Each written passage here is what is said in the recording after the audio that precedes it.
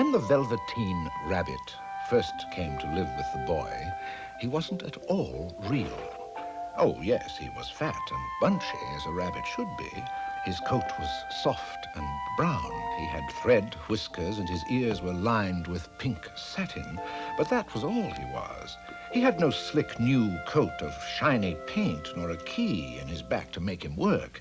In fact, he was different, and that created problems.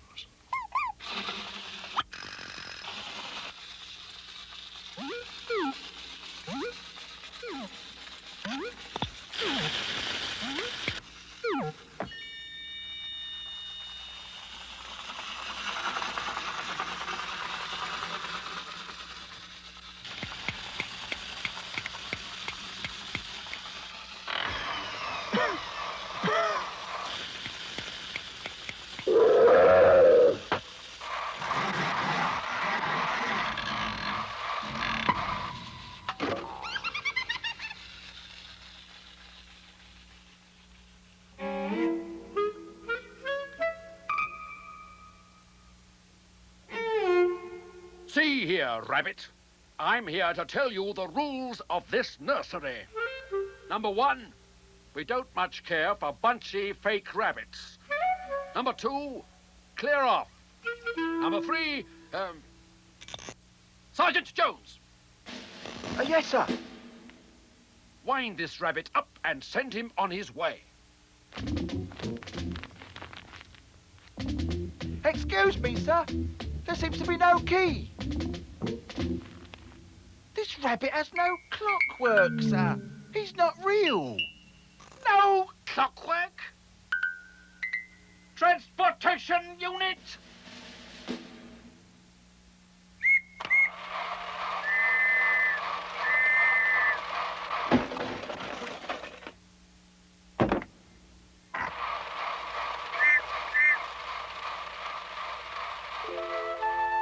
And so the Velveteen Rabbit was banished to the farthest corner of the nursery.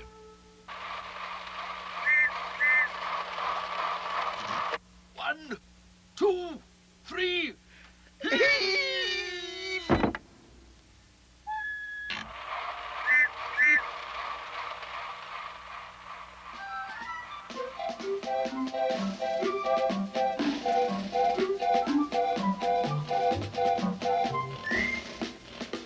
Oh, it's fun to be a soldier, all made of shiny tin. Our painted eyes look straight ahead, we know we'll always win. We always keep ourselves well oiled, it really is a must. For if we're lax in maintenance, we'll all turn into rust. Just wind us up and point the way and set us to our task. But will we beat our enemy? I'm shocked you have to ask. We caught a mouse and saved the ball. We jumped the clan last night. There were 10 of us and one of him. It wasn't much of a fight. Oh, it's fun to be a soldier, all painted black and red. We're glad we fight for this side. The other side just fled.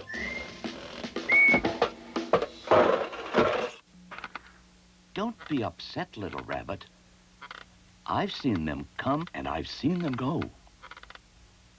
Nothing but clockwork and tick-tock. Figure all that wind-up stuff makes them real. But nobody's gonna love them. Yep, it's love that makes you real. The skin horse had lived longer in the nursery than any of the others. He was so old that his coat was bald in patches and showed the seams underneath, and most of the hairs in his tail had been pulled out to string necklaces. He was wise, for he had seen a long succession of mechanical toys arrive to boast and swagger, and by break their mainsprings and pass away. He knew they were only toys. Real. It's not how you're made. It's something that happens to you when somebody loves you. Not just to play with, but really loves you. Then you become real. Sometimes it hurts, 'cause being real isn't always easy. It doesn't happen all at once either. it takes a long time. And that's why it doesn't happen to toys that break easily, or have sharp edges, or have to be kept in a box. Generally, by the time you are real, most of your hair has been loved off, and your eyes drop out. And you can get loose in the joints. You get downright shabby. But these things don't matter at all, because once you are real, why, you can't be made ugly, except by the people who don't understand.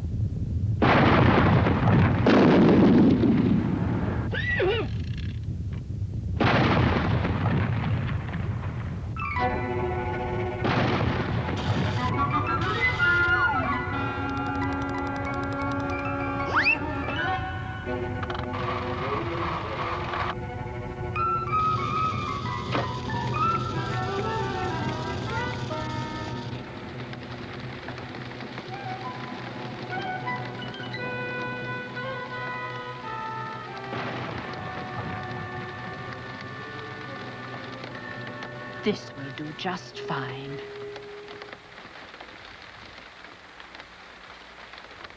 Here we are, then. A toy for you to sleep with. Rabbits are guaranteed to protect boys, yes, and girls, from storms.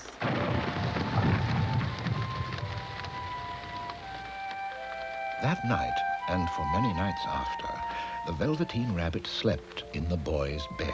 At first, he found it rather uncomfortable, for the boy hugged him very tight, and sometimes he rolled over onto him. He pushed him so far under the pillow that the rabbit could scarcely breathe. And he missed his talks with the skin horse on those long moonlit nights when all the house was silent.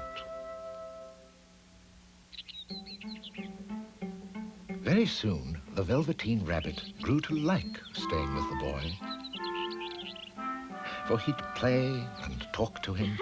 They had splendid games all day long.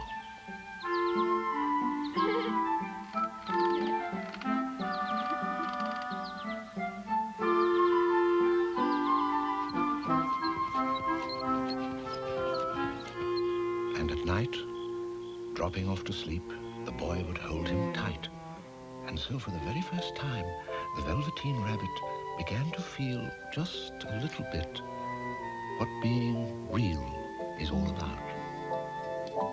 But not everyone was happy with the Velveteen Rabbit. Right then. Something must be done about this stuffed rodent. The boy is spending too much time with it. It'll warp his young mind. Besides, he's not playing with us much these days. All right, men. Execute plan number 1. Follow me.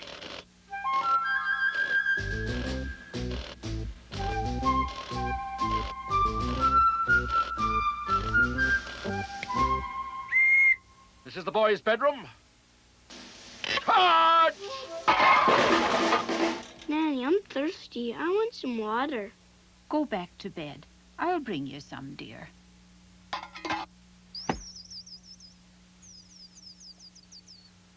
Right then.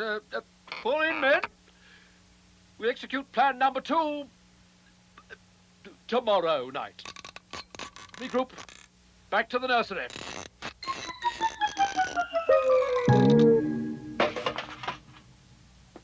Now go to sleep. Here's your old toy. That's not a toy, Nana. He's real. When the little rabbit heard that, he was happy, for he knew that what the skin horse had said was true at last. He was real. The boy himself had said it. That night, he was almost too happy to sleep, and so much love stirred in his little sawdust heart that it almost burst. And into his boot-button eyes that had long ago lost their polish came a look of wisdom and beauty. So that next morning, even Nana noticed when she picked him up. I declare that if that old bunny hasn't got quite a knowing expression. Right, men. This evening, plan number 6. I believe it's number 7, sir. As I was saying, plan number 7 contains an element of surprise. This is a catapult, a simple device that will launch one of us deep into enemy territory. Oh, yes, the rabbit will be very surprised. But first, a demonstration. Jones, get on. But, sir, I'm not very good at catapulting, sir. Oh, like this, Jones. See? Rather like a seesaw, isn't it? What's this lever for, sir? No, Jones, don't!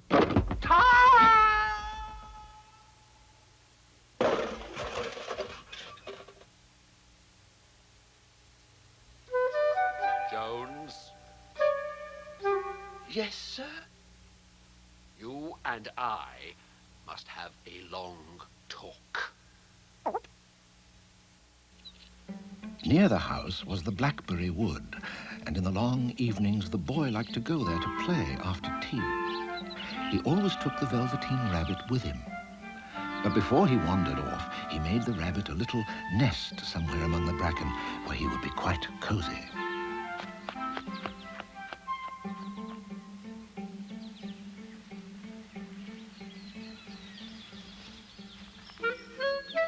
Odd-looking rabbit. It is a bit. Do you suppose he's asleep? You ever see a rabbit sleep with his eyes open? Well, Beechleaf does. He's a bit weird, though. True. Hey, you want to play? What's wrong with him? Wait a minute. He's not real. Why would anyone want a fake rabbit? I don't know. Oops, someone's coming.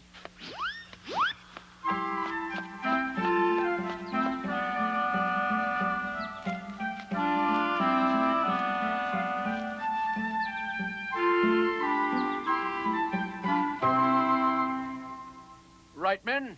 We must show that rabbit that we are not to be toyed with.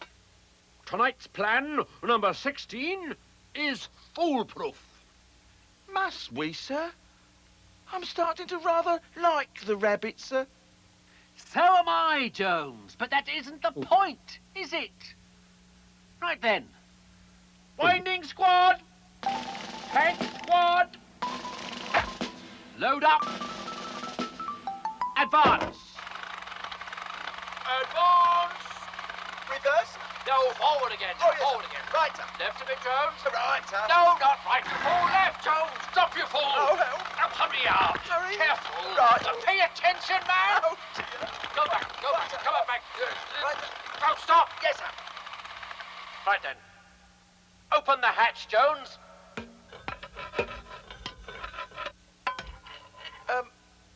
Sir?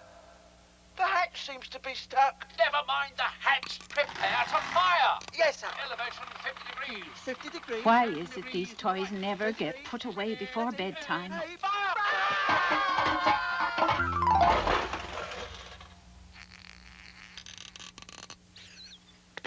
Dash it all. I thought I told you not to leave your toys. Oh, no.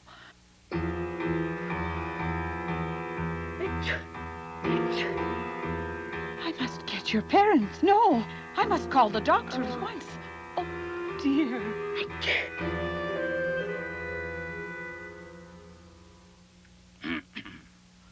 The boy is very ill. He'll need a good deal of rest. No excitement, you understand, and no visitors. We must make every attempt to contain the germs to this room. It was a long, weary time, for the boy was very ill. Day and night his Nana stayed by his side, and the little rabbit's sawdust heart ached so much to see the boy's pain. And he remembered the skin horse saying that sometimes to be real was to hurt. When the boy hugged him close for comfort, he felt very real. indeed. Through it all, the tossing and turning, the worrisome, sleepless nights, the little boy needed him most of all.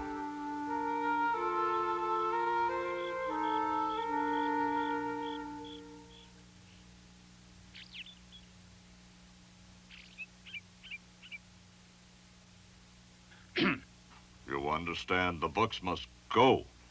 All the clothes from the bed and everything he used while he was sick. Don't worry, dear. We'll have all new things in no time at all. And you'll be going with your parents to the seashore for a holiday tomorrow. Absolutely everything must be burned. Certainly. That would be a good idea.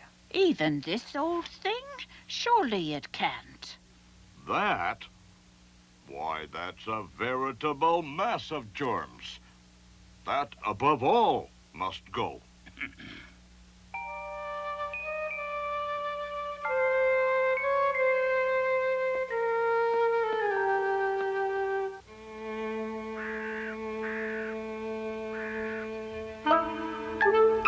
Great Scott! They're going to throw him into the fire! Isn't that what you wanted, sir? What do you take me for, Jones? A barbarian? I'd say it's time for a rescue, eh, Jones? Oh, yes, sir. All right, men. Execute Plan Blue. Hit that knob, Jones. I'm trying, sir. Oh, watch it. Oh, Look out! oh, sir. Oh!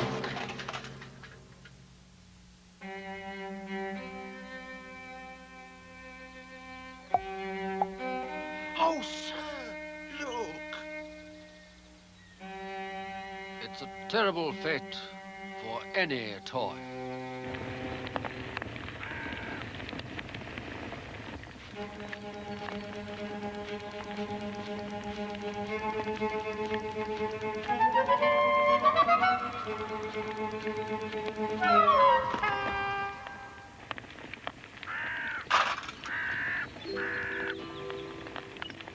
As night crept over the garden, he thought of the long, sunny days he had spent there with the boy.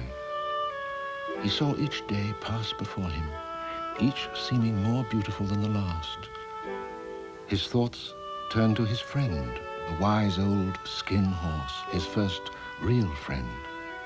He thought of the wonderful day he first knew he was real. And then he thought of the boy. A deep sadness filled him. Of what use was it to be loved and lose one's beauty and become real if it all ended like this? And a tear, a real tear, trickled down his nose and fell to the ground.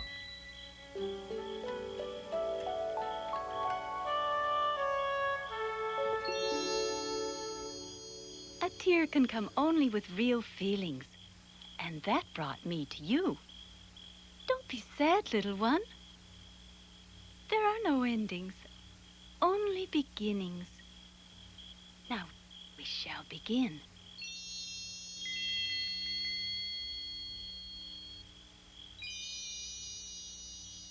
I have brought a special friend. He's one of you now. Hey, that's the fake rabbit.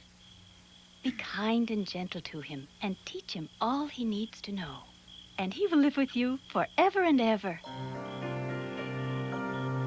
Every ending holds beginnings, and the story goes on. Tales of joy and of fears and of loving someone. But the real world of magic will forever unfold in the heart of a child once the tale has been told. Love's an enchantment that some never feel, but you know in your heart only love makes you real. There are few things so rare as the tears of a toy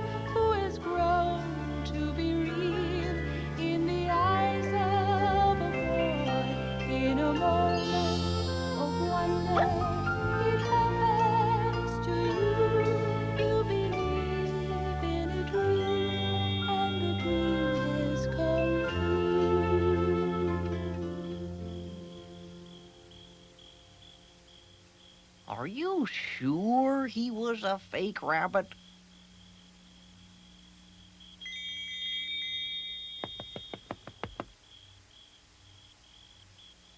Your love was real. And so you were real to the little boy. Now you'll be real to the world, little rabbit.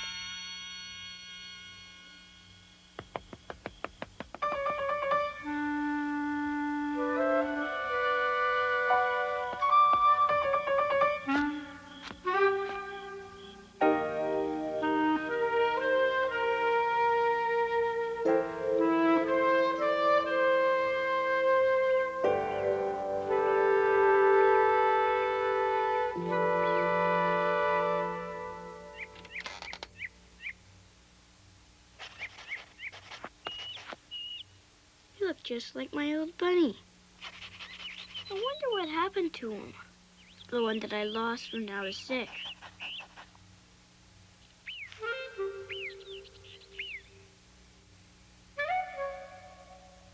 Come here.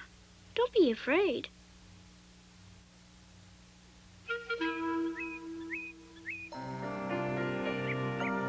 Hey, don't go away. Only the skin horse knew the truth. But then he had been in the nursery a long, long time.